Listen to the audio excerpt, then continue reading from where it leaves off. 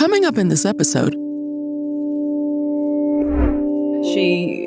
our little boy Joseph suddenly came early, and he only survived for 2 hours, and he died. And this was like, heartbreaking, our last chance basically, and to hold your baby and to watch him struggle and die. And that was like the worst thing I've ever been through. And even in this horrifying situation, if you like, there were moments of joy, moments of blessings, and the blessings that our little boy brought to us. It took me a few weeks, but when I now think on my little boy, I think what he left behind, like the changes he created in me, the changes he created in my husband, our surrogate parents. We're extremely close now to our surrogate parent family, to their children. My husband is a firefighter, and he's now become an officer, which he wouldn't do before because he was like, I'm too shy and too whatever. And now he's like, no, my little boy didn't get to live. I'm going to live full bore. Stuff it, So little Joseph brought blessings in a way that we couldn't see at the time, and I don't wish that on anyone, and I certainly don't want to go through that again. But it could either break you, or you can try to find something in there that has meaning for you and a reason for you. And so no matter what you're going through in life, try to think of it as, well, this is going to be a part of something that I'm meant to be learning, and I can turn this around. And that's, I think, your job when you're on this earth, is to, try and have these lessons and become stronger and better and not let it break you. welcome to the H.V.M.N. podcast. What we do with our bodies today becomes the foundation of who we are tomorrow. This is Health via Modern Nutrition.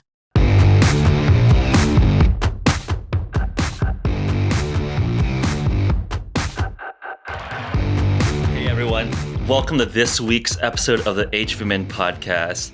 And this is going to be an especially fun one because my guest today is Lisa Tamati, and I had a wonderful conversation on her podcast. So for today, we're going to flip the script, flip the table, and have Lisa share her experience. In a lot of my conversations over the last few years now, when you really talk to world-class specialists in one specific domain, they oftentimes touch and become generalist experts across a multitude of domains. And I think that's just the world that we live in.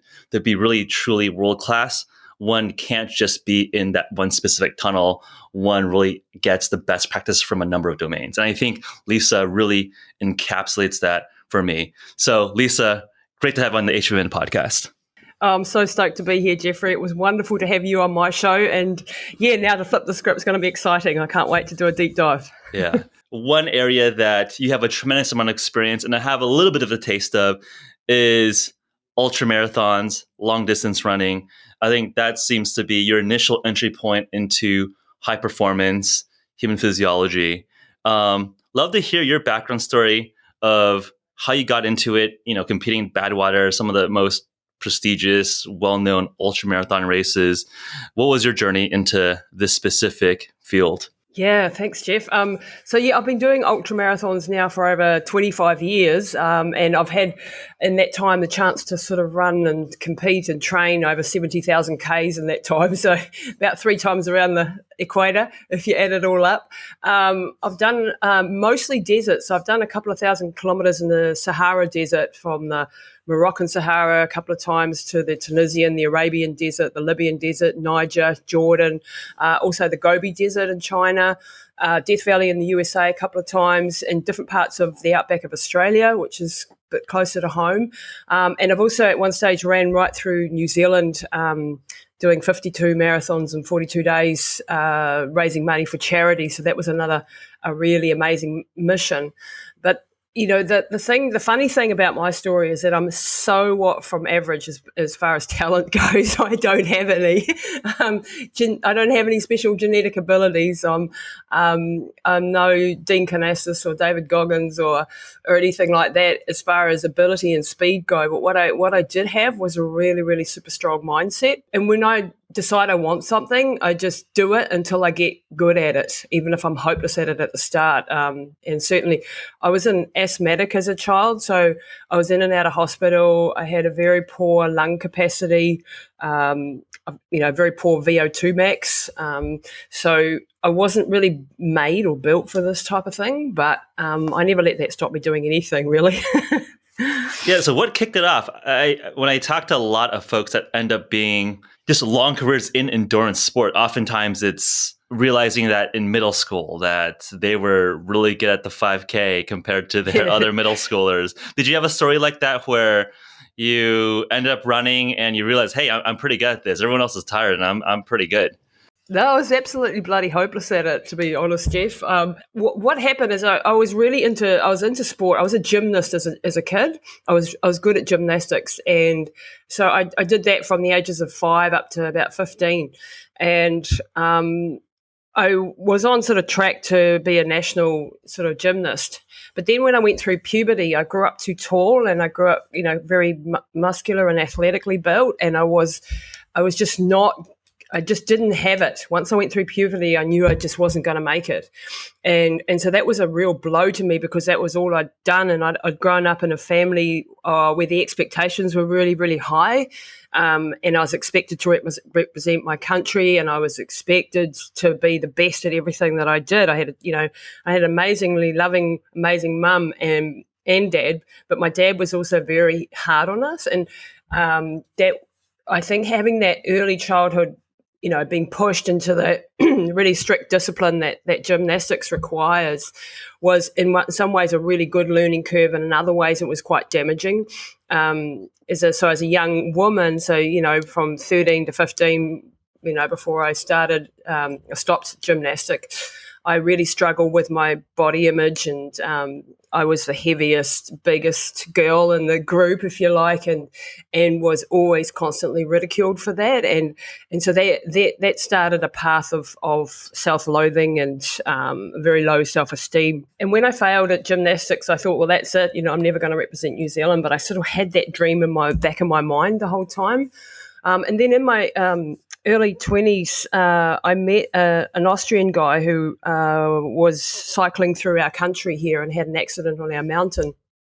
Got hit by an avalanche, and my mum, being the sort of mum she was, she always picking up strays and bringing them home and looking after them, as mums do. And she brought this young gentleman home, and we fell in love, and doing lots of adventure stuff around the world. So we cycled around 25 different countries, climbed mountains, kayaked, did all that sort of adventurous stuff. And that sort of opened my eyes to the world of travel, because I'd never been outside my country prior to that. And to the world of adventure and to what I was capable of. But it was also at the same time a very abusive relationship. And once again, I was never good enough. I was never what I was supposed to be. I could never live up to the expectations. I wasn't fast enough, strong enough, good enough. I was accused of having bad genes at one point. And this sort of culminated. I did a crossing of the Libyan Desert, an expedition with the partner and 2 other guys. This was a really extreme, illegal crossing of the Libyan Desert, and we only had like 2 litres of water a day, because that's all we could carry on our backs for this distance of 250 kilometres that we had planned. And no one had been through, or no Europeans had been through this part of the desert at this stage. There were no maps. We managed to get some pilot maps off the US military. Don't ask how. And we started off on this crossing, and 2 litres of water a day in 40 plus degree temperatures with 35 kilo backpacks. It was a recipe for, extremely on the limit. That's a serious rock. Yeah, that's a serious rock. Wow. Yeah, especially when I was like 58, 59 kilos at the time. So it was more than nearly 2/3 of my body weight.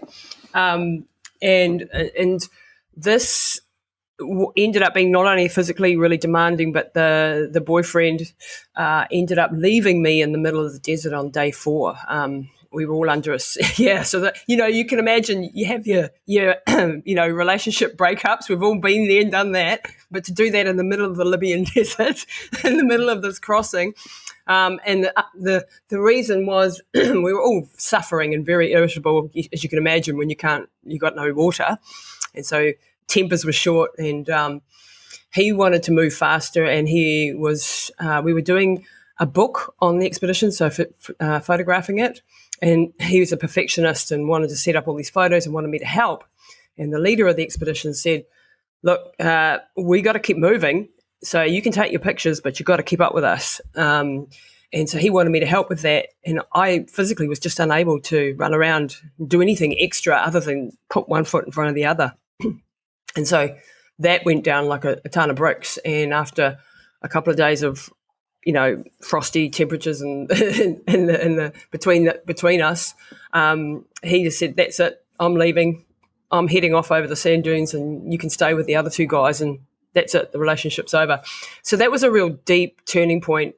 And it sounds quite funny now, but it wasn't at the time, so I can assure you. And we're in desperate straits by this time. The dehydration is so bad. I don't know whether he's going to survive, whether we're going to survive, what's going to happen. And in that moment, I really learned I had to compartmentalize things in my brain. So I had to be able to function despite the emotional turmoil that I was going through. And that was a really good lesson to learn, so that you can actually still function and do what you have to do to survive, to get out and not fall to pieces. And of course, I owed that to the other two guys too, who were like, "Oh my God, we've got a hysterical woman here now. What do we do now?" type thing.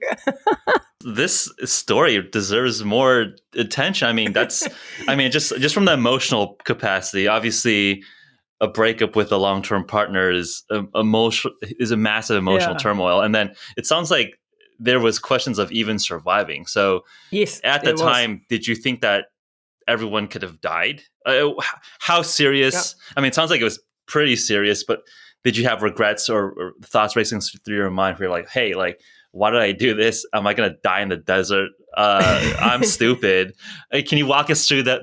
It's kind of the thought process there. The thirst was just unbelievable. Like the suffering that goes on when you don't have enough water is really, really horrific. So your mouth swells, your tongue swells, you got no saliva, so you can't eat, obviously, and you're just in a. We were covering around 45 kilometres a day, or we were trying to, so that we would have enough to get out. So we had a schedule that we had to keep, and we were trying to avoid going in the very hot hours of the day, but there was often no shade, so you just like sort of put your backpack up and try and hide under it. So it was extreme as far as would we survive, and it was a military barred area as well, and so leaving the oasis was really dangerous, and getting out from outside the military camp and then disappearing into the desert without being followed, and by the same token getting back in. So you had all that sort of stuff going on as well. And if you'd been caught in this area, you would have been, in deep trouble, shall we say. So there was those sort of elements to it. And then, like on day when the partner left, I had to just stop thinking about whether he would survive or not. I knew that he was extremely strong, extremely fit, but all it takes is one twisted ankle, and you're gone. There's no one to come and rescue you. There's no one to help. There was no outside help at all, and there was no water en route. So there wasn't much chance of survival if anything went wrong. Now, I was with the other two guys, and the leader of the expedition was a survival expert from Yugoslavia, and he was amazing, So he all I had to do was really follow him and do what he said, and that's what we did. On day 5, we had a sandstorm hit just as the evening broke, and it came in so suddenly because I was doing most of my drinking of the water in the nighttime. And because that's when your cells could take it up. If you drank during the day, it would just evaporate out of your body really quickly.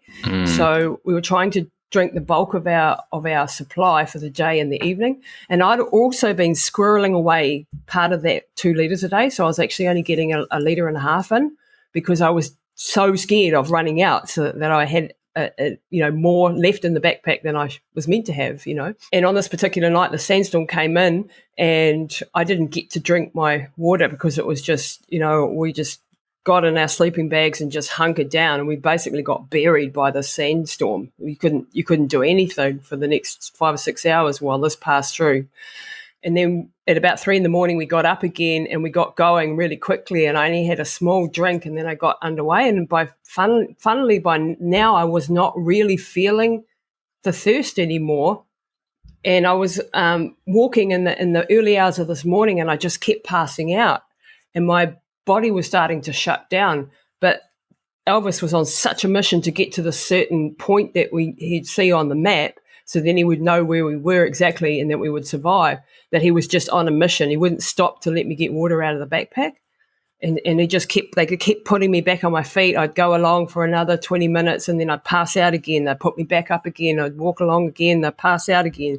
This happened like 5 or 6 times until we got to this place where we could see this. It's called the Barviti Depression. So you were up on this tabletop landscape, and then you're looking down. And so then he knew where we were. And by now I was hallucinating. So the rocks were becoming monsters, and I was completely, I didn't even know to ask for a break, if that makes sense. All I was doing was functioning by putting one foot in front of the other, and I couldn't think straight. My vision was closing in, hallucinations and so on. What kept you going? I mean, it sounds like was it just reptilian survival instinct, just one foot after another?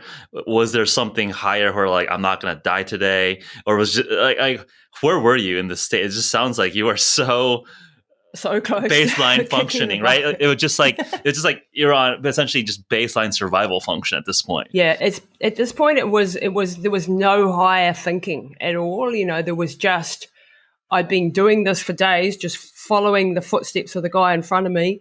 And that was what I was mesmerized on, this little white flicker of his shoes in front of my eyes.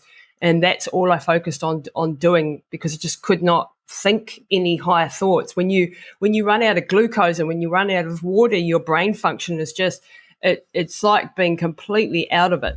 So I was just doing everything I could just to stay upright and keep moving forward, and not thinking and not being intelligent. You are unable in this case to make clear decisions or anything like that, or to say, look, hey, I need to stop and get some water, guys, and you're on this sort of mission, and you're just going, and it's just pure survival that keeps you putting one foot in front of the other.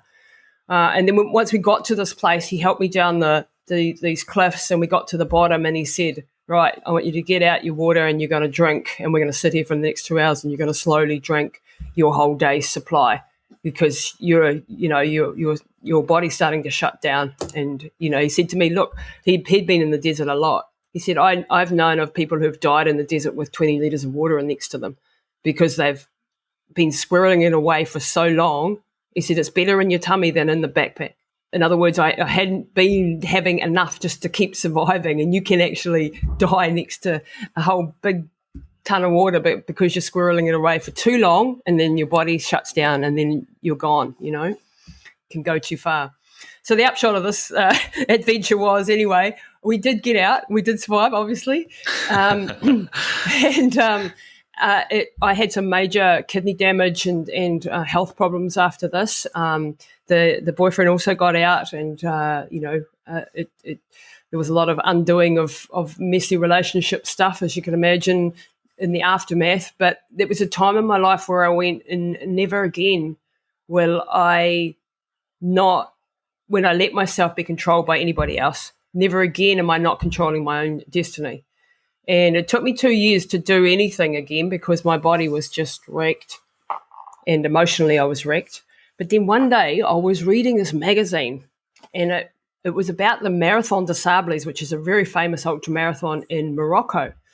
And I was reading the statistics and comparing it to what I'd been through the Libyan Desert. So we'd done 250 Ks, we'd had 35 kilo backpacks, 2 litres of water a day, right? And Marathon des Sables is touted at that time as the toughest race on earth, 240 kilometres, 9 litres of water a day, doctors, journalists, airplanes, helicopters, support. You're like, this sounds easy. This sounds like a luxury glamping cruise. Yeah. So you had to carry everything in your back as far as the food goes, but that was like between 9 and 12 kilos.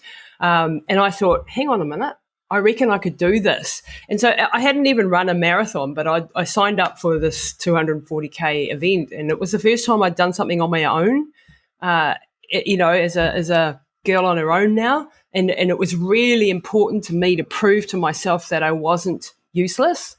And I went and I did this race, and I just absolutely loved it. I did really, really well. Didn't win anything, but I was in the top 10 women.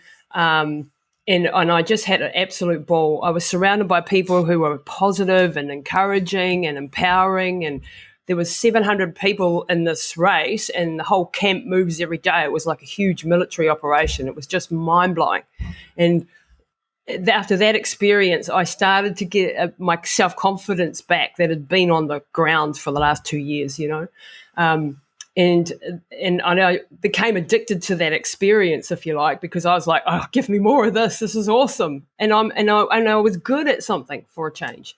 I was told I was doing really well, and the other people were so uplifting that then I became like addicted to ultramarathons. So then I just signed up for every race I could possibly find, and and just did one after the other and sort of worked it out as I went. And so, long story short, that's how I got into ultramarathon running. And now I understand why you put mindset as first tier as well, the ultramarathon. I mean, it sounds like almost from your perspective, your mindset and that emotional and cognitive resilience to go through when you were 13 and 15 as an adolescent, athlete towards some of these survival trips. Is that, would you say that's accurate? You almost see yourself as like a mental ninja or a mental resilience expert ahead of being an endurance athlete at this point? Yes. Yeah, definitely. Certainly it's become that over the last 20 years, especially.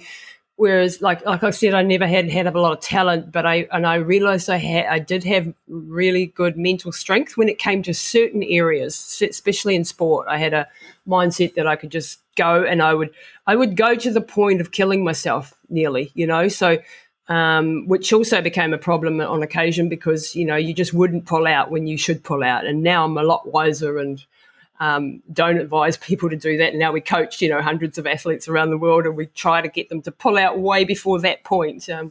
But yes, you know what the greatest benefit of doing all these ultramarathons and pushing your body to the limits like this is that it teaches you mental toughness. It teaches you resilience. It teaches you that failure is a part of the game as well. If we only go through life being scared of failure, we're never going to take risks. We're never going to push the envelope. We're never going to find out what we're truly capable of. And if there's one thing I've learned through this whole journey, it's that failure is a part of pushing to the limits. When you're going to that sort of level, even in business or in whatever it is in life, you are going to have failures, and that is part of it. And you have to get over that, and you have to learn resilience. And I think resilience is a word that is totally underutilized in our society, and it's something we should be teaching all our kids about, the resilience to be able to get up when you're knocked down, the resilience to be able to believe that you can still achieve even when things are stacked against you or when people are telling you no and it's impossible.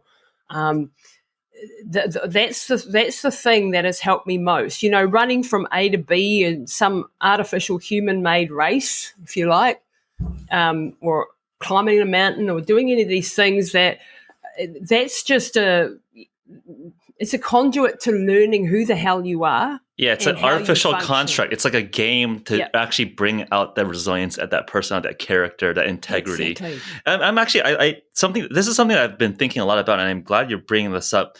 For the specific resilience, where do you think that resilience came from? Do you believe, this might be like a nature versus nurture question.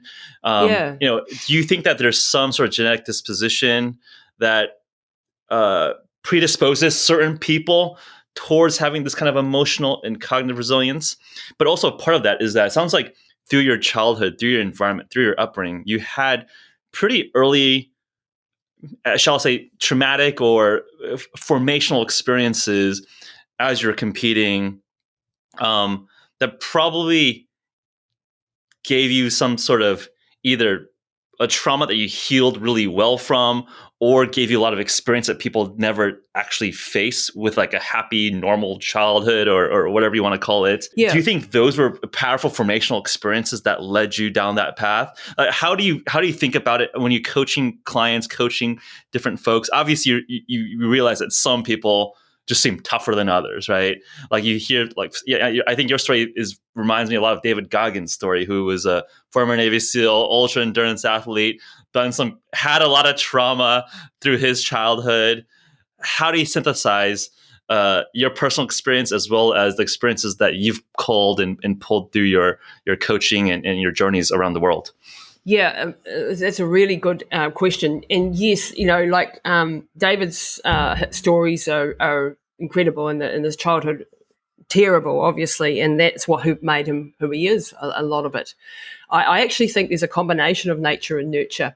So I'm right into epigenetics, and I know we use a system called PH360, which is looking at different types of people and different health types. And I am what they call a crusader, which is someone who's always going to be dopamine driven and on a mission. Tendency towards addictive behavior, whether that's running stupid distances or eating too much chocolate, same sort of thing. And so this, I think, and my brothers often say to me, why are you always on a mission? Why are you trying to conquer the world all the time and everything that you do? Why can't you just sit back and relax and have a day at the beach like we do, And I say, well, it's like asking a table not to be flat. This is who I am. This is my makeup. This is the way I'm made. And I can't do anything much about that. So I do think that a big part of the drive and the determination is genetically predispositioned. Like Mum said, even as a 3-year-old, I would be off, diving into the pool when I couldn't swim, or, I just had no fear. I would be doing stupid stuff, and as a kid without any sort of idea of what the heck I'm doing.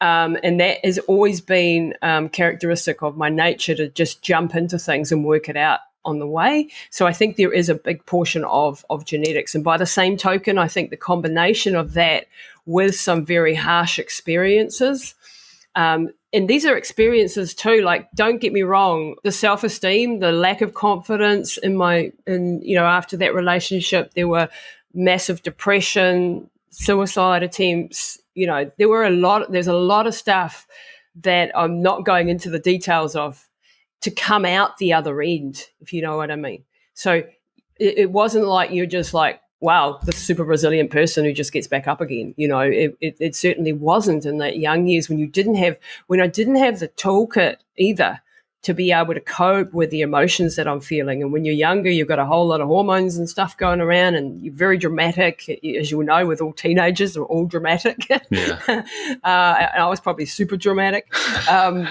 So, there was a lot of stuff, and this is a process, and I'm, old now. It's very easy for me now to look back at the journey. I'm 51 going on 18. I still think I'm a teenager, but looking back over that time and going, actually, I can see the progression. I can see how I developed. I can see the highs and the lows, and it all makes sort of a sense now, if you like.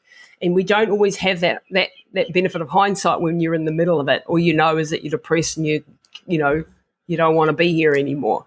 But if you can actually look at things from a bigger, longer term perspective and go, this might be a part of making me who I am. And now every situation that I get into that really blows me to pieces or gets, is really hard or tragic, and I've been through quite a lot in my life, I now look at it, and the first thing I try to think is where is the learning here? Where is the silver lining? What is it that I'm meant to be learning from this experience, and how can I turn this into a positive? And it doesn't always come to me quickly. I mean, last year we had a situation. My husband and I have been trying to have a baby for years. We'd lost one when I was 46 in a miscarriage, and then I had a surrogate mum, and we were over the moon. We thought we were finally going to have a baby. And 6 months into it, our little boy Joseph suddenly came early, and he only survived for 2 hours, and he died. And this was like, heartbreaking, our last chance, basically, and to hold your baby and to watch him struggle and die. And that was like the worst thing I've ever been through. And even in this horrifying situation, if you like, there were moments of joy, moments of blessings, and the blessings that our little boy brought to us. It took me a few weeks, but when I now think on my little boy, I think what he left behind, like the changes he created in me, the changes he created in my husband, our surrogate parents. We're extremely close now to our surrogate parent family, to their children. My husband is a firefighter, and he's now become an officer, which he wouldn't do before because he was like, I'm too shy and too whatever. And now he's like, no, my little boy didn't get to live. I'm going to live full bore. Stuff it, So little Joseph brought blessings in a way that we couldn't see at the time, and I don't wish that on anyone, and I certainly don't want to go through that again. But it could either break you, or you can try to find something in there that has meaning for you and a reason for you. And so, no matter what you're going through in life, try to think of it as, well, this is going to be a part of something that I'm meant to be learning, and I can turn this around. And that's, I think, your job when you're on this earth, is to, try and have these lessons and become stronger and better and not let it break you. Yeah, well, I think that's an incredible framework that you've really, I think, internalized and really tested to the limits, right? How do you turn every single injection, interruption, happenstance that occurs in one's life, and how do you take the positive from that? And it sounds like you've been able to really internalize it so well that you're really testing the bounds of human experience there. I think, and also, I've had we've gone pretty deep and it's pretty emotional, this topic. To lighten things up a little bit, I've had the most crazy adventures and most fun, running things like Death Valley in the US, which is a really well-known race that you probably know about. Yeah. And our friend David Goggins has done, and Dean Canassis, and doing those events where it's just been absolute highlights of my life, to have those achievements. And so by the same token that you have these horrible things that happen to you and you have to get through them, then you have these amazing experiences that were, obviously challenging and hard, and the discipline and all of that sort of stuff that you learn along the way. But these are also life-changing moments where you've achieved something. Like Death Valley was a dream for 15 years of mine before I actually got there and got a slot in that race and had enough money to go. And and the boyfriend that had left me in the Libyan Desert, he'd cycled through Death Valley in the middle of summer. And so he was always like, oh, yeah, I cycled through Death Valley. And so in the back of my mind, I was like, one day I'm going to run through Death Valley. Like I want to show him. Later when I'm going to show him. And I did. I ran through it twice. I'd done it twice. And it was a crazy... That was another life-changing event for me because it opened up the world. I ended up doing, a lot of documentaries after that, books and so on. So, there's been some amazing things. And this is the beauty of life.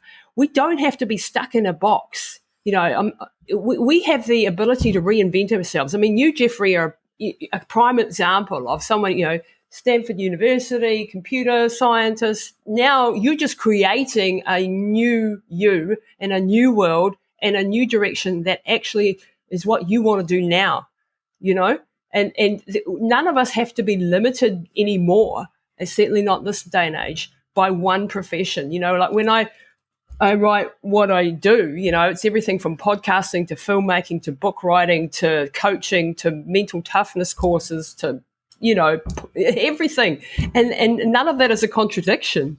I want to step back and just maybe turn this into more of a culture commentary, because I feel like a lot of modern society and culture is, at least I sense, there's a lot of it is a form of anesthesia, just numbing kind of an existential angst of what is one's purpose. And then I think there's also a big stream of living vicariously through others, right? People aren't doing the Death Valley run themselves. They're watching you, Lisa, doing that Death Valley run, or watching and living through other people.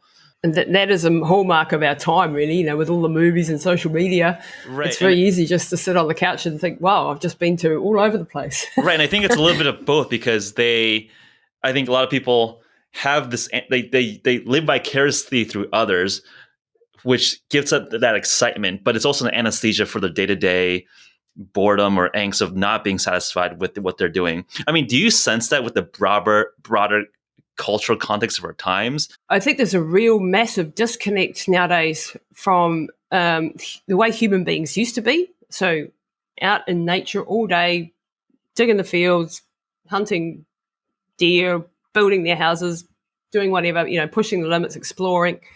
We don't have to do any of that anymore because we live in a world where that's all done for us. And yet we live in the stressful times of, computers and technology and crazy jobs and a lot of confinement. And we're going from one box in our house to another box in the car to another box at work in an office.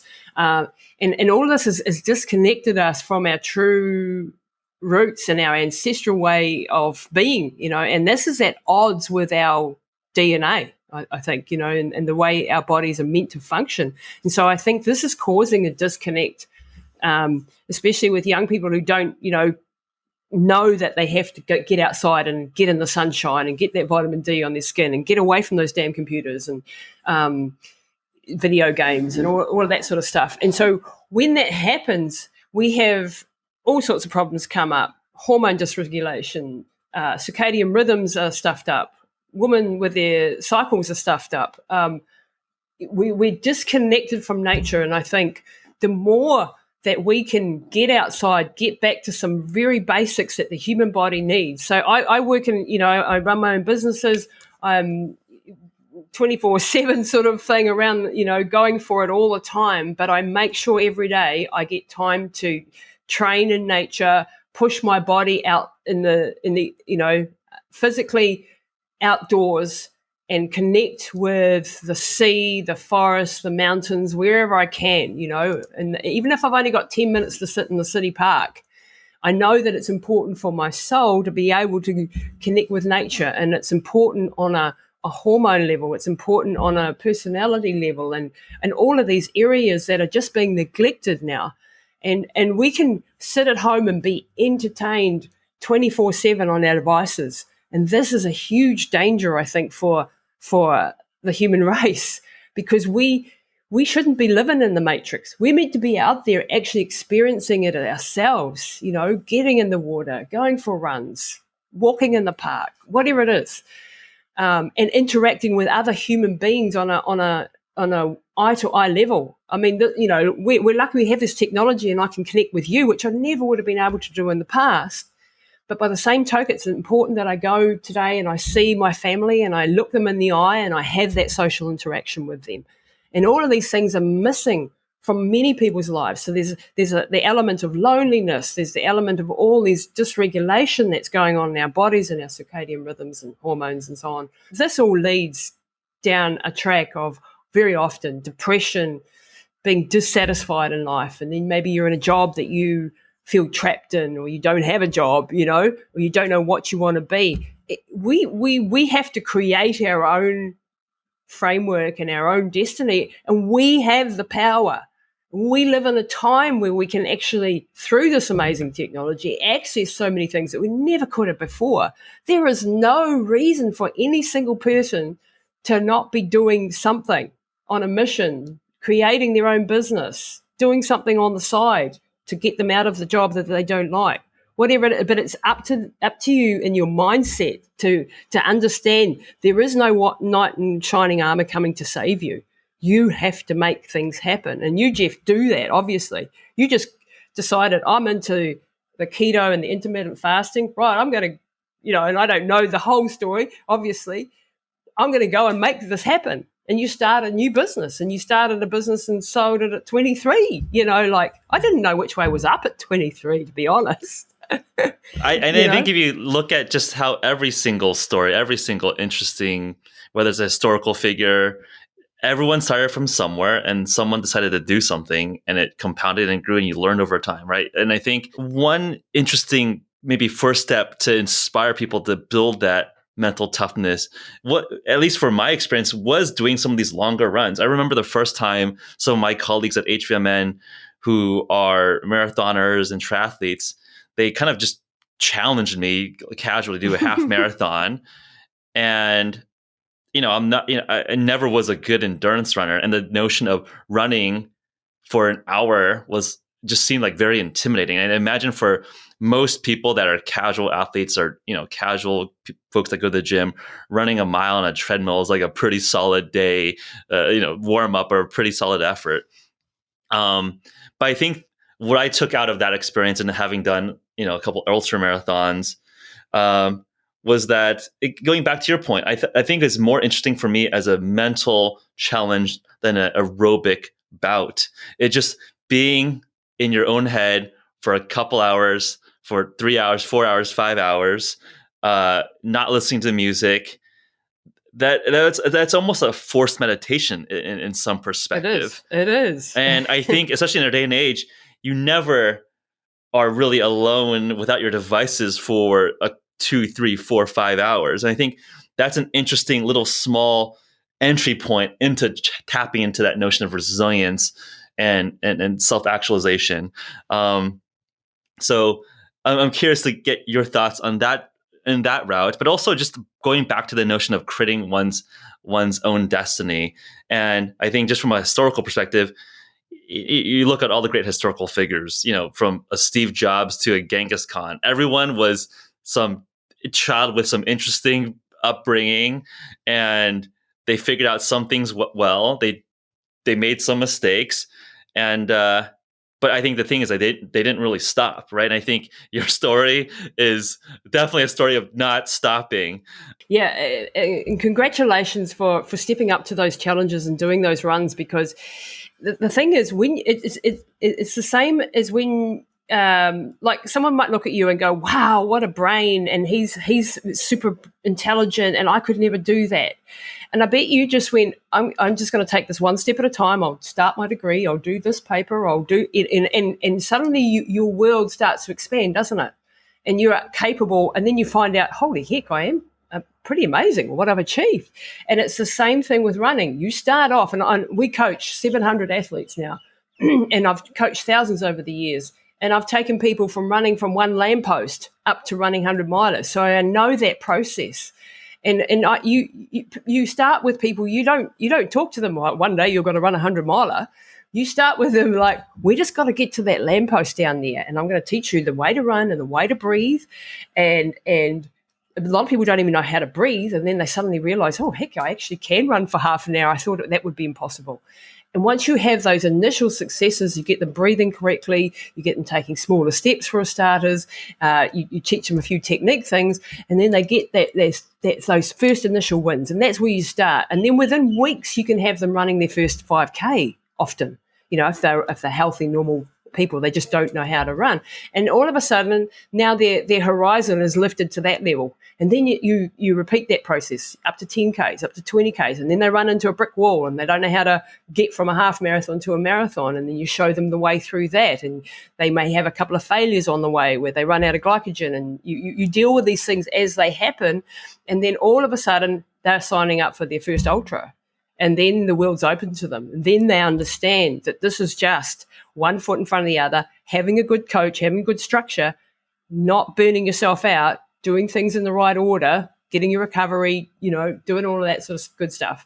And then all of a sudden the horizons are lifted. And this is a beautiful thing. When you cross the finish line of something so like Death Valley, it is a moment that is a culmination of, in that case, 15 years worth of work to get there. And you've stood on the shoulders of all your teammates. You've learned so much about who you are along the way. It's not just about that journey. And then you're capable in your life. There is nothing that is going to hold you back. There is no limitations then to what you can do. But you also you realize you have to be willing to pay the price for all of those things. You have to be willing to go to the nth degree. You have to be willing. When you did those runs, I bet there was times where you were in a lot of pain and you were suffering and your body's screaming at you, why, Jeff, just sit down. Why are you doing this? And that, like, who are you trying to impress here, you know? Yeah, I remember that one of the first half marathons was like, it was on the team lunch, I think on a Wednesday. And then my former colleague, Brianna, who rode for Great Britain and converted to doing Ironmans, was like, hey, you should do a half marathon this week. And I'm like, just like running along the Embarcadero in San Francisco. I'm like, it's like mile like 7. I'm like, why am I doing this? Like my feet start hurting, you know? It's like, and you're just like by yourself. Everyone, all the tourists are just like confused, like why this person's like running like just these back and forth along the Embarcadero.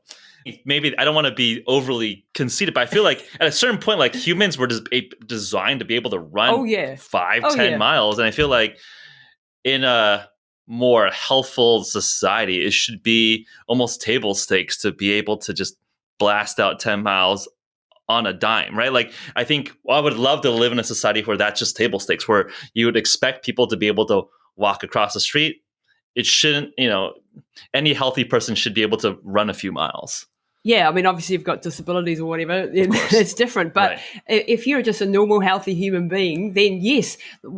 And there's a book by my friend Chris McDougall, Born to Run, and that's all about the fact that humans are born to run. And we had a TV series along this line that we tried to get off the ground. We got the pilots done, and we looked at ancestral stories of long-distance running in different cultures right around the world, from the Mount Hiei monks to the Kalahari Bushmen to the Navajo Indians to the Maori in New Zealand. All of these ancestral people covered huge distances on foot, whether that was running, walking, but they were moving, pedestrian. That's what we are. We're born for this stuff.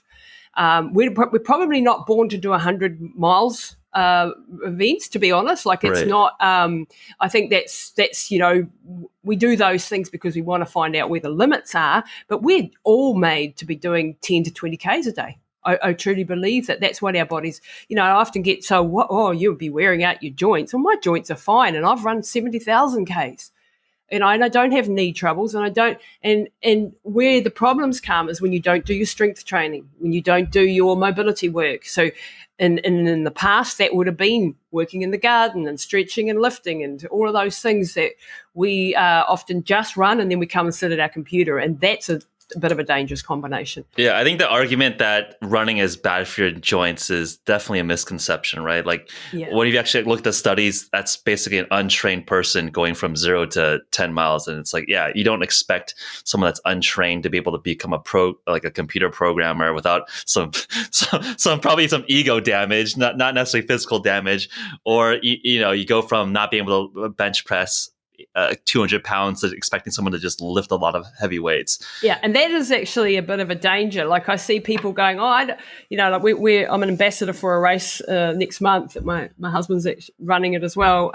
It's 80K, and I'm watching some of the people who have signed up in their Strava accounts, and they're not training. And I'm like, oh, shoot, we're going to have carnage, because if you need to prepare your body, like going out and running a half marathon because you're a fit young man and you do other stuff, you can get away with that. But that's not what, like if you extrapolate that and go, well, next week I'm going to run a marathon, well, then we'll start running into trouble, because you do need a structure and a build up and periodization and all those other good things because your ligament, like your cardiovascular system will do it, no worries. Your ligaments and your tendons will not. Right, like it's not used to the pounding. One thing that I wanted to ask about, especially I'm curious in terms of talking to folks who've done incredible endurance feats, is the mindset during the bout. And I think you reflected upon it just a little bit earlier, where in the moment, there's often times where you're in pain, you want to stop, you want to quit. I remember a conversation with Pete Jacobs, who was an Ironman world champ, talking about trying to harken back to a notion of gratitude, of love, and trying to pull up that emotion as he's trying to finish some of these longer races. I'm interested in some of your mental tricks as you're, doing Badwater. You're 100 miles in. It's really hot. You're sick and dying. Are you in autopilot survival mode? Yeah. Are you trying to recall happy moments, or are you more of like a David Goggins where you're trying to recall like painful, hateful moments? Are you a Zen monk? What are all your tools? I've got a few tricks, definitely, and it's a bit of all of the above. The gratitude one, he's a better man than me. I find that quite hard, that one. I'm definitely a bit more David Goggins style. As far as especially in my early days when I was trying to prove something and wanting to be loved and accepted, basically, and being okay. And so a lot of the motivation there was to prove that I could and that I was strong and that I was not useless. And that's a real, I don't care even if it's a negative motivating factor, if you like, it's a negative rather than the gratitude one, but it's a powerful one because you will pull out all the stops. You can hear that person's voice in your head going, you're useless. And you're like, might be breaking down and you might be in hell pain. You're going, yeah, but I cannot let him win. I cannot give up. And that can be a powerful force. Now, later on in my career, it became more things like doing things for a charity and often, especially doing things for a particular person who had a disability or something. That would get me going, because I'd be like, well, hang on, like I've run for, kids with cancer and things like that. Then you start to pull on other things like I'm so grateful I don't have cancer and get over yourself because these kids are dying of cancer and going through chemo and all of this, and they're putting a brave face on. Get your shit together, basically. And so you put things into perspective. A couple of the other tricks I use is I used to, if I was really in a desperate situation in a race, I'd say to myself things like, okay, you've just crashed in a plane in the middle of the jungle or the desert or wherever you are, and you've got to run 200 Ks to save your mother because she needs help and she's stuck in that plane. Now, you're exhausted, you're knackered. Are you going to quit when your mother's life depends on it? Or are you going to find the power to run another step? And the answer was always, I would not give up. I would fight. I would find another way to take another step. And therefore, you can do it. It's all a matter of the motivation. It's all a matter of how bad do you want this thing. And if one of your loved ones' life depended on it, you can bet your bottom dollar that you would run that 200K or that 100 mile or whatever it is, because you wouldn't give up. You'd die trying, wouldn't you? And that when you can pull those resources out of yourself and fight through that constant battle. So when I'm running along, I'm often got this battle, what I call them the lion and the snake. And you got the lion who's going, come on, you can do it. You're so strong and you're amazing and you got this. And all the positive people that have been in your life represent that lion. And then you've got the snake on the other side going, you're useless. You're never going to make this. What are you thinking? You couldn't do this. Sit down. No one's going to care. All of this sort of bargaining's going on in your mind.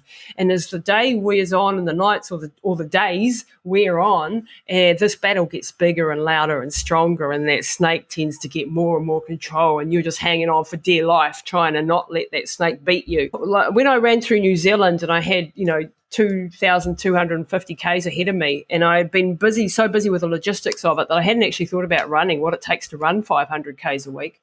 And I got to the start line and then all of a sudden it sat on me like an elephant and I had a panic attack. And my mum was, and this is like 5 minutes before I meant to start. I've got all the media, I've got the crews, I've got everything, right? Been planning this for months.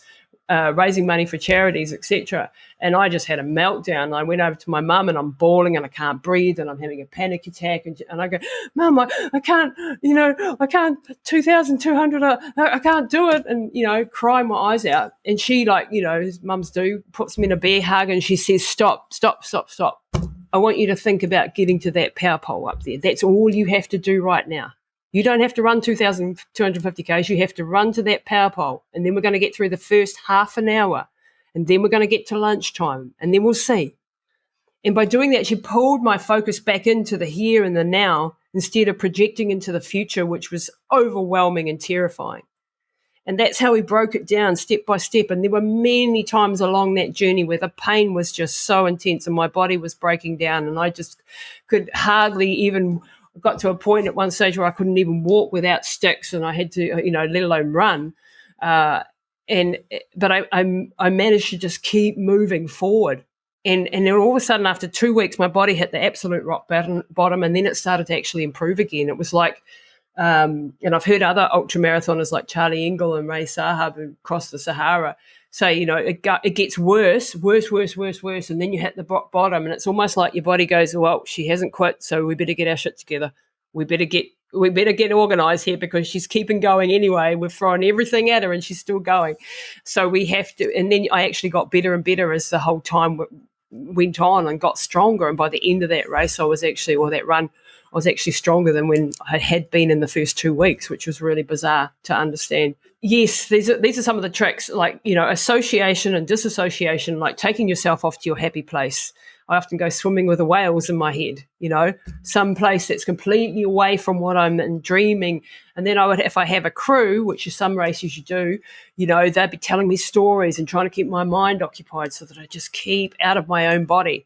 And then other times I'd be in my body and checking in with it and saying, am I drinking enough? Am I, have I had my electrolytes? Have I had my whatever, enough food?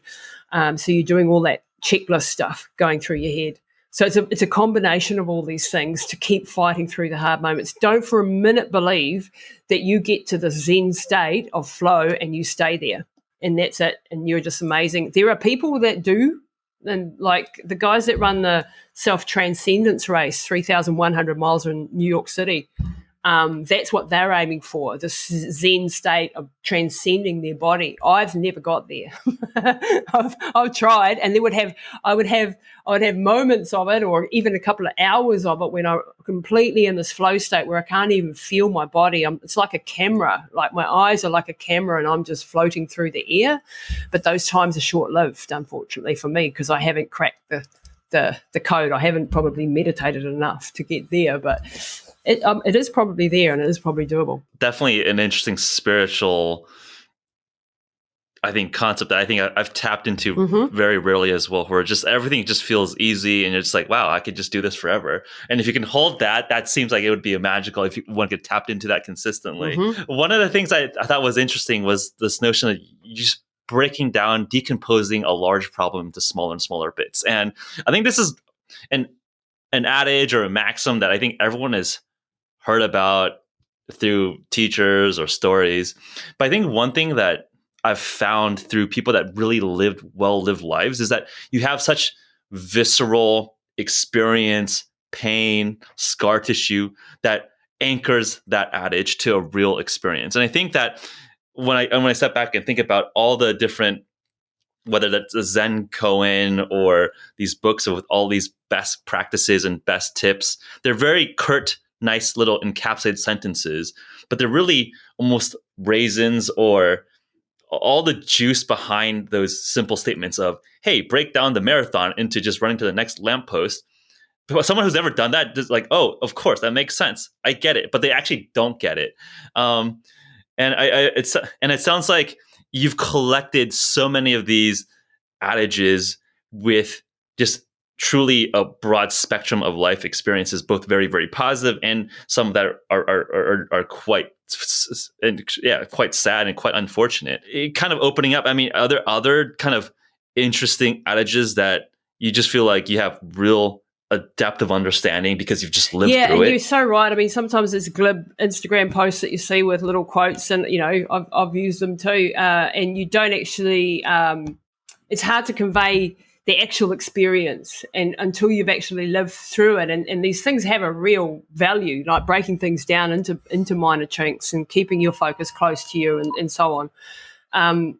But it is hard for someone who hasn't experienced it to actually know what the hell you're talking about until you're faced with a situation. But the more you learn about this stuff, then when you are doing your next ultramarathon, Jeff, you will have more of these tools already in your head. And you say, oh, Lisa said, have a go at trying this. And then you try it out in your own body and you realize, this is working. I'm going to work more on this aspect of this tool, and you do get better at things once you've actually had the experience yourself.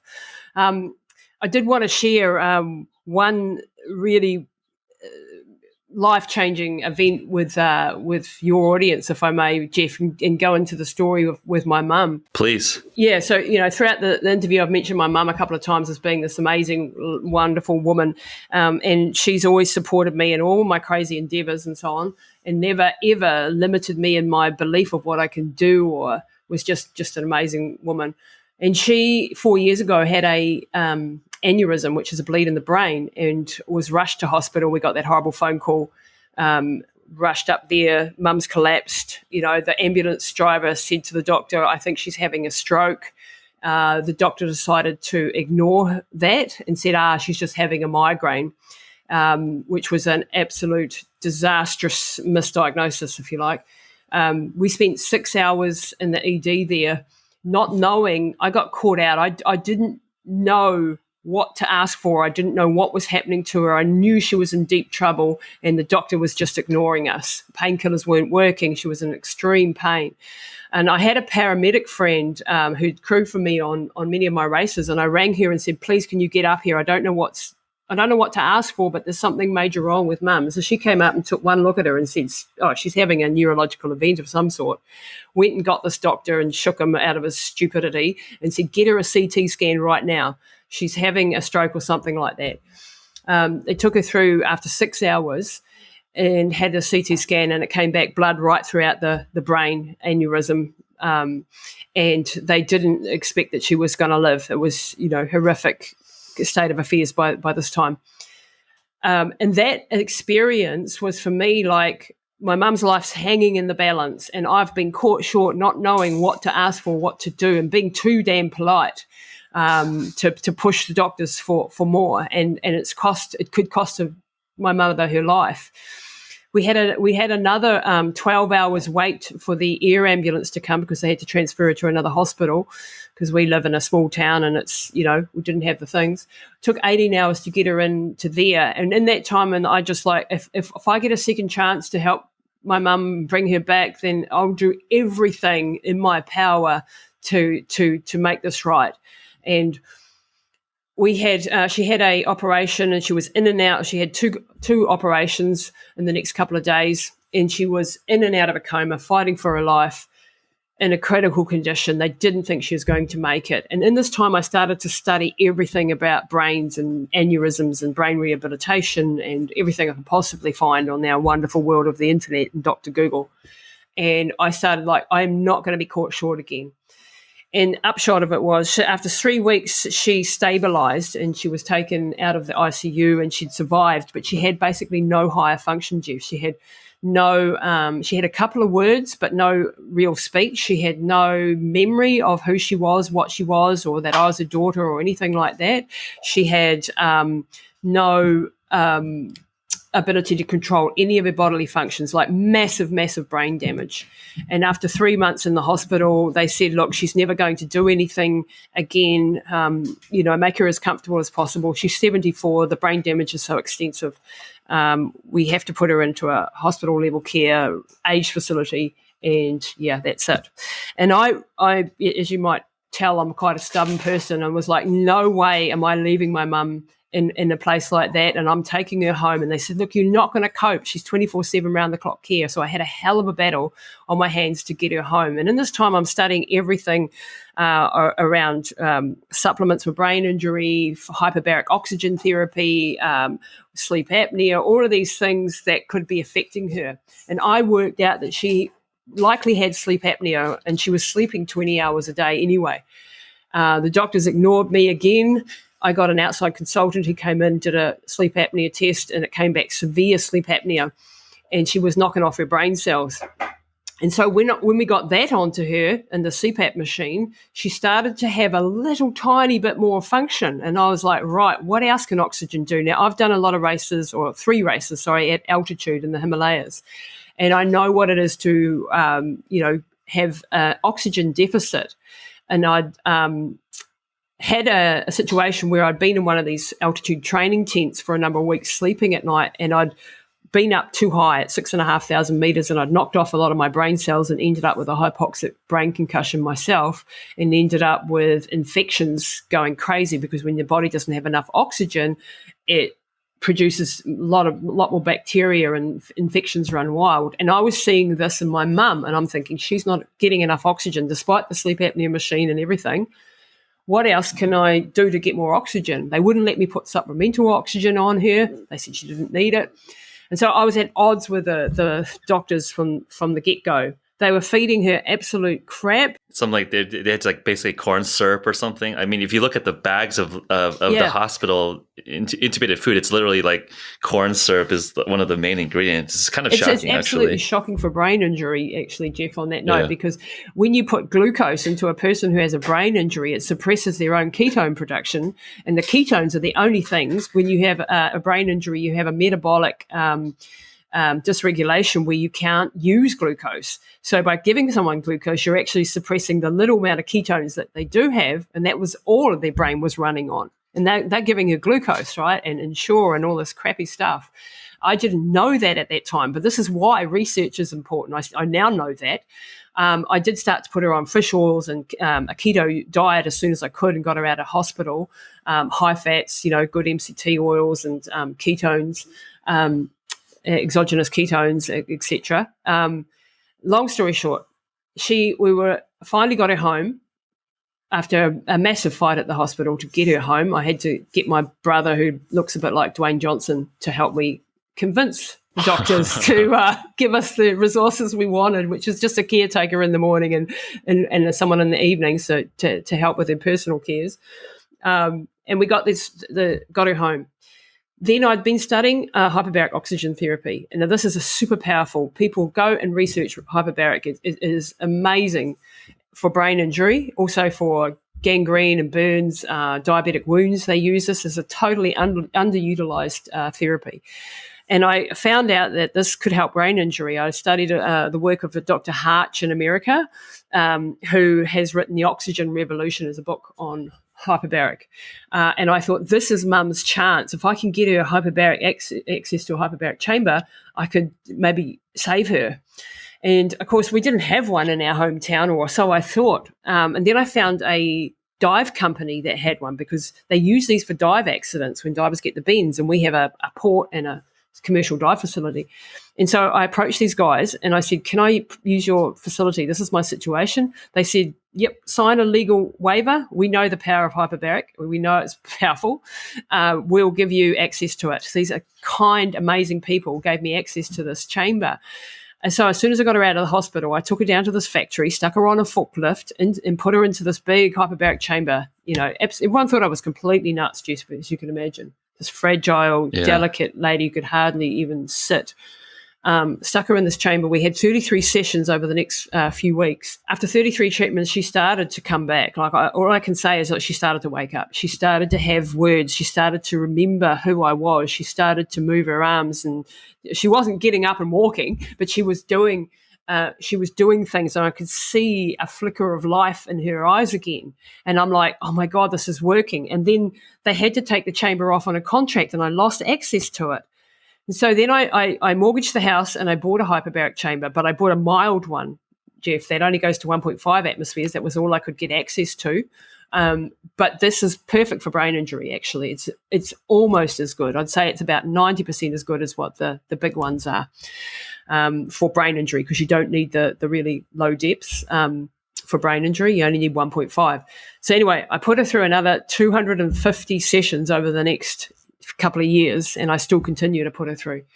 As she started to come back, I had more to work with. So then I studied functional neurology. I studied everything to get her balance and spatial awareness back. I studied nootropics, which you know a lot about. I studied, the ketone diet and keto, and I did physio with her. So I developed a protocol and a program, basically an 8-hour program every day that I started to put her through as she started to come back.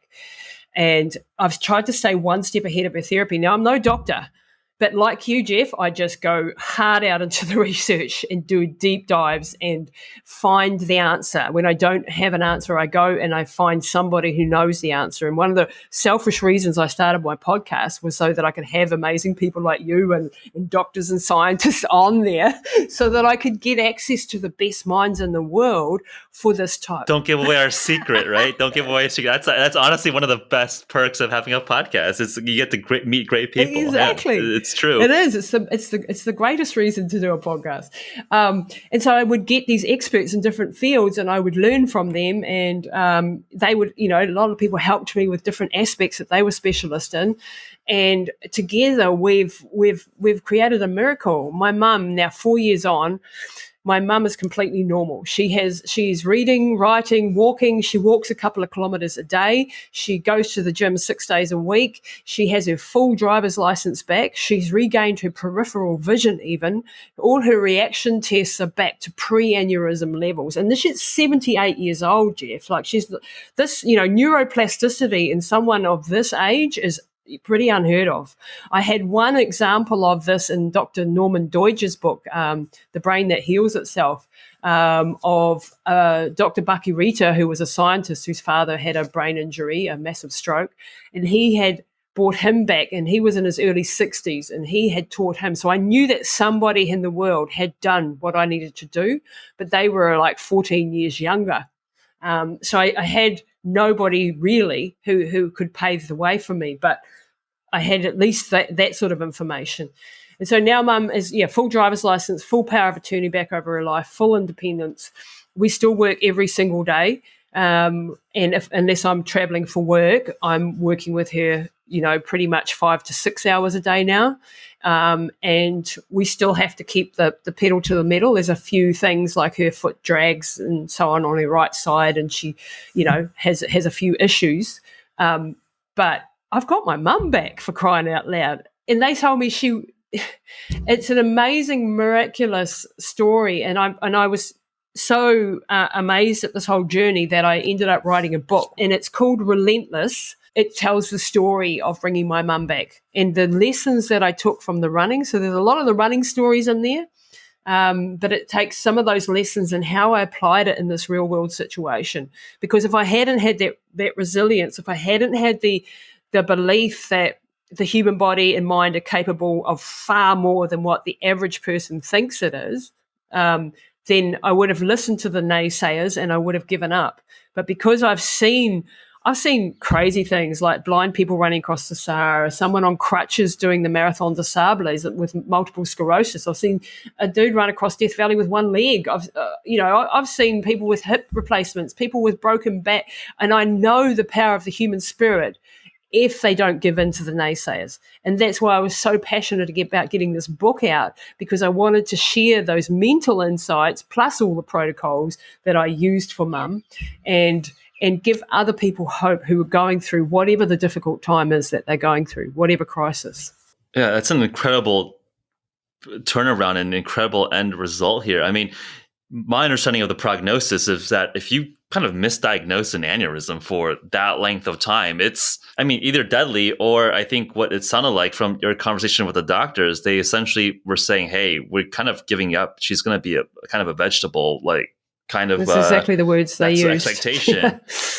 And then to turn around and see that now at 78, she's a fully normal. She's back. Yep. Have you gone back to the doctors? Have you tried to get like get them to buy have you tried in? to turn this into a case study? Yeah. I think it's just like, this is not even a buy-in or show that, hey, you're wrong. This is more of a, hey, this is something that a lot of people could potentially learn about to adjust the standard of care and to help improve the medical system, right? It's just like, what you have here is a very interesting N=1. I think the critics would say, well, it's not randomized, it's not controlled. Fair enough. I think that's a valid critique. It's fair critique, but there's clearly some signal here, right? There's definitely something that was anomalous in terms of the turnaround. Can we actually take lessons and take protocols and potentially get them through more of a randomized controlled trial to see if this replicates across a broader population? But at least there's some signal and hope for any open-minded scientist that's trying to say, hey, like, let's improve the current standard of care. Absolutely. I'm curious in terms of, as you've been sharing and working the publishing process, have you come back to the traditional standard of care practitioners, clinicians, and help them adjust potentially their standard of care? So I've desperately tried to do that, and one of the reasons, the main reason for this book is to try to get a movement around this, because this is everybody who's going through any sort of brain injuries is facing the same problems, whether it be on a lesser scale or like this.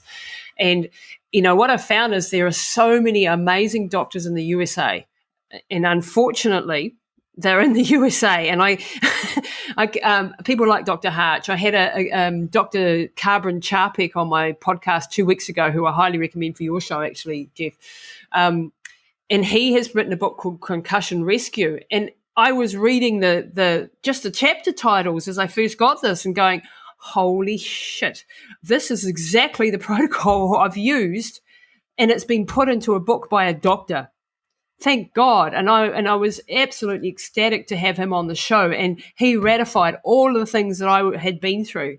And he is desperately trying to get this information out there, because this is relevance for people with dementia and Alzheimer's just as much as it has relevance for stroke and aneurysm victims and concussion victims. This is right across the board information for brain health. And so I have failed in the local doctor level, but I'm starting to be asked to speak at medical conferences. I've just been invited to speak at the World Alzheimer's and Dementia Conference, and I'm hoping that will actually happen, because I'm desperate for the doctors to understand the limitations in our system. And a lot of it is a lack of resources, and it's also sort of institutionalized ways of thinking and the siloed ways of thinking. And now there's some amazing doctors like Dr. Charpek, but also like Dr. Mark Hyman, David Perlmutter, Dr. Perlmutter and Dr. Austin Perlmutter, and they're putting these protocols together now, and they're putting them in the mainstream. I don't know if you've heard of the Broken Brain series by Dr. Mark Hyman, and Drew Purohit from Broken Brain, the podcast, and the work that they're doing. That type of information is starting to now permeate through, but it's so slow. As you know, even in this day and age with social media and the power of all this, I'm one voice, I'm one story, and the doctors will generally go, it's not relevant. There's no clinical studies. We didn't have SPECT scans. We weren't, because we didn't have access to any of that sort of to categorize, to see this process. So I don't have any proof except the videos that I took, my little amateur iPhone videos that I took all the way through this process. And I'll send you just a 2-minute clip, Jeff, that you might want to put in the notes, and you'll see Mum going from not being able to, sit properly to Mum being able to do a little 50-meter run, and they can see for themselves that transformation. And it's unfortunately very amateurish and very, iPhone family videos. And that's all I've got as proof. The rest is just my anecdotal stories. But I'm hoping that I can add my voice to the movement. I can add my voice to those of like Dr. Hyman and co, who are changing this world. And even what you're doing in the nootropics space, this isn't just about brain injury, but optimal brain performance in the keto space. That information, you combine a keto diet with hyperbaric and nootropics, and you got a combination for a great healing potential with brains.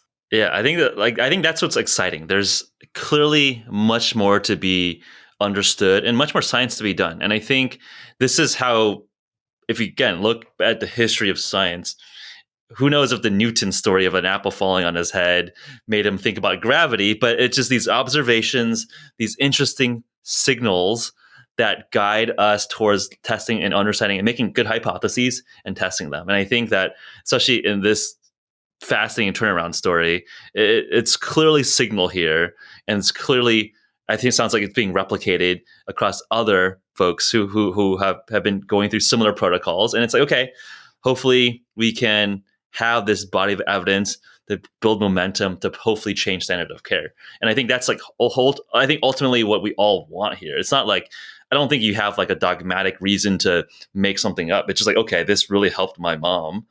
Other people should know about it. And yes, if people want more evidence, then let's run the studies. People want to try something because they're desperate. Here's a potential option. I think that's ultimately what I believe. It's like the world's going to bend towards truth. And if we can accelerate us, like the humanity as a whole, to get to truth faster because it will help more people, I'm all about that. Exactly. And, this is what the power of the day and age that we're living in, these podcasts and all the research that is now becoming available. We're starting to see the power of the just people movement. This is a movement of the people to start to change the systems. And this is not to, we had a discussion on our show about, some failings in the systems. And we're not pointing the finger at any one particular person here. But what I want people to take away from this story is take ownership of your own health. Research, even if you're not science nerds like Jeff and I, go and find the research, do your due diligence. People spend more time buying a car and researching the car than they will for their own health. And for me, that's ridiculous. Instead of just taking somebody's word for it, your local doctor's word for it, that this particular drug is going to fix all your woes, how about just looking a little bit deeper, finding out your own research and taking ownership of your own health, and then, implementing some good basic healthy structures to your diet, to your nutrition, your exercise regimes, the things that we know work for a start. And then we can't wait. I could not wait with Mum's situation for the clinical trials to come through. I had to weigh the risks, and I did play doctor in a lot of cases. I had to weigh the risks and make educated decisions. And a lot of it was like, well, what's the alternative? The alternative is she's going to die very soon. So it was that much of a desperate situation that I was willing to take some risks, to get something back. And I've been criticised immensely for a lot of the stuff that I did, and for pushing my mum so hard and putting her through a torturous regime of training. But I believe that no matter how old you are, whether you're 5 or you're 105, people need challenge. They need goals. They need things to be working towards. When we make older people, our treasured, valued older citizens who should be treasured in our society and who often aren't, when we make them feel like you're past your use-by date and you're no longer useful, and we're just going to make you comfortable because that's what we do as humans, but we're not going to actually treat you like as a person with a history and a story and a wisdom to share, it's terribly patronising and horrific. And, I come from the Maori culture in New Zealand where our elders are very respected and loved and revered for their wisdom. And unfortunately, that's not the general society that I live in. It's within my culture, but not within the wider New Zealand culture. And I believe in other places as well. We have this attitude, well, you pass your use-by dates. And certainly when it comes to resources and medical funding, I had to fight like crazy for the resources because she was an older adult. And for me, that's we've got to do better. We've got to do better, and we've got to respect our elders. They're the ones who made us who we are, and we're all heading there. We're all getting older. Do you want to be treated like that? Ask yourself, is that what you want for yourself, for your loved ones? Then, we've got to do better in our standard of care, I think, for older people. And that's a completely different topic I could rant on about too. Absolutely. And I think the title of the book, Relentless, very apt title, not just Thanks, in terms of the relentlessness, in terms of, taking care of your mom, but also just your life story, just not stopping, being relentless. And it sounds like you have a number of projects going on all the time. So what's in store for you in 2020? Where do folks follow what you're up to? What are some of the upcoming projects you're really excited about in 2020 and onwards? Yeah, look, I'm really excited from a business perspective. So we're doing deep dives, and we teach already epigenetic testing and do that with our clients. And now we have an online run training program. So we're expanding that and growing our business from that point of view. We're looking at a couple of venture capital partners and going into the pro-aging space and looking into developing programs around piecing together some of the pieces of the puzzle we already have in place with our epigenetics and DNA testing and supplements and so on. So we're not quite sure where these negotiations and things are going to take us, but it's really exciting times for us as a company, and we're starting to expand and grow quite fast, and that's bringing its challenges with it as well, as you would well know. And it's exciting times for me on that front. So I'm not doing any long distance running myself personally anymore because I have I have to look after my mum still 7 days a week and run these other companies. So that combination is enough for me to cope with at the moment. And that's okay. You know, we all have times in life where sometimes I catch myself going, oh, I'm a has-been, I can't do it anymore, you know. And then I like, pull yourself together. You know, you've got a mission now. You're on another mission, and that requires sacrifice. And that sacrifice is I can't go off on expeditions at the moment and do more crazy stuff. But that's okay. I've done enough. And my body's certainly said to me a few times I've had enough. So, yeah, really excited for the time and the day and age that we're living in, and getting to network with people like you is just gold. It really is. I really love this sort of stuff. It inspires me to keep going. 100%. Well, I can't think of a better note to end on. So, Lisa, really, again, I had a lot of fun on your podcast, and equally as, if not more fun, actually, just listening to your story, reinvigorated, re-inspired of what we're doing and what you're doing. So thank you for taking the time. We'll have to get in touch in person and maybe do a little bit of a light ultramarathon together. Absolutely. I would love to train you up for one. Anytime you need some help and structure and coaching, reach out to us. And, I think, I hope now that we will stay connected, Geoff, because I really admire the work you do on this podcast. I love listening to all your interviews. There's some gold in here. And I just love being around inspiring and, inspirational people who are out there empowering other people and doing what they love. So I think we'll stay connected for sure. And I'd love to invite you down to New Zealand at some stage when you're on a holiday. So let me know. All right. I'll hold you to that. All right. Thank you so much. Thanks. Thank you so much for listening to this week's episode of the H.V.M.N. podcast. If you're interested to learn more about H.V.M.N. and our offerings, visit hvmn.com/pod. Please remember to subscribe, and if you're watching this on YouTube, please give this video a like, and remember to hit that bell to get notified whenever we post. We also have a dedicated Discord server, which you can join by first taking a short survey, and then I'll personally send you an invite to join the community there. The link to that survey will be in the description, along with any other relevant links. And we'll see you all next week.